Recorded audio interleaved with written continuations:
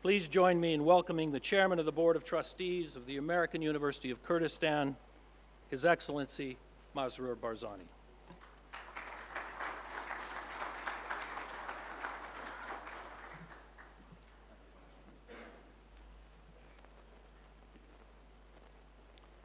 Good morning, everyone. Beani bash, bakhiratni ki germi amulaktan dar kam zor bakhair ben خوشحالین به آمده بونتان. Thank you, Michael, Mr. Prime Minister, party leaders, ministers, ambassadors, members of the Parliament, and also my friends on the university's Board of Trustees and academic faculty, and journalists, ladies and gentlemen, distinguished guests. It is my great honor and privilege to welcome you to our inaugural conference on the future independence of Kurdistan. I would like to say what a proud, exciting, and indeed momentous occasion this is for me personally, especially that we are gathered in this hall, a hall that stands in honor of my grandfather, that foremost historic champion of our country's independence. This is firstly and primarily, of course, because of the aim and subject matter of this conference, after all, which sets out to provide a political and academic assessment of the opportunities and challenges associated with the increasing self-rule of our country.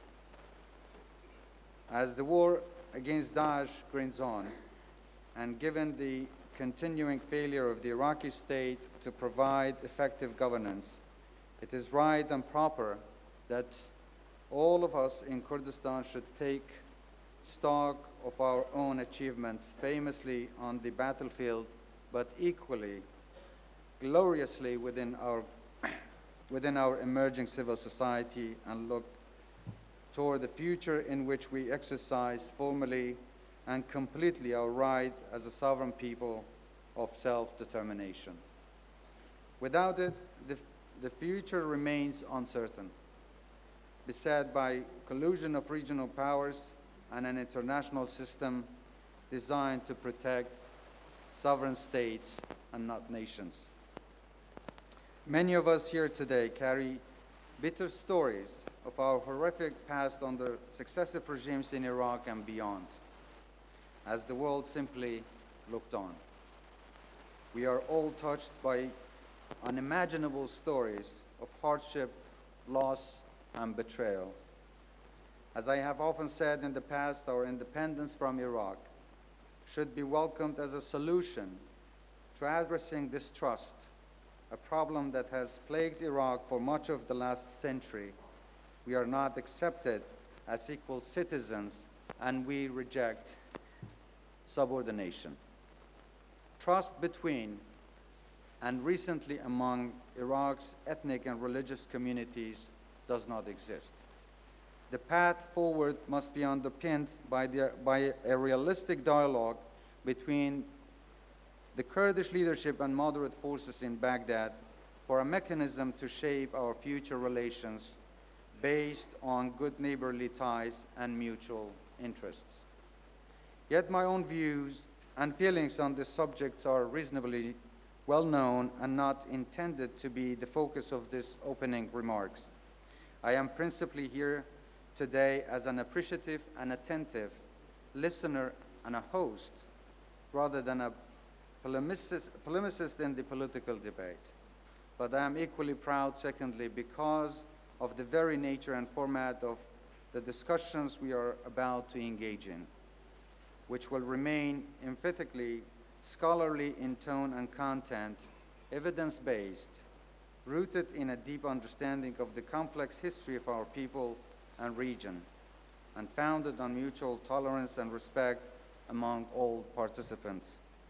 In this, I'm confident that our discussion, our search for the best path for our people and for this part of the world will embody the fundamental values of our American University, values that are epitomized in the lives of the people of Kurdistan and, of course, of dehōk who are currently striving their hardest to look after several hundreds of thousands of refugees and displaced individuals, values that are proactively protected by our President, by the Kurdistan Regional Government, and indeed by the very lives of our Peshmerga.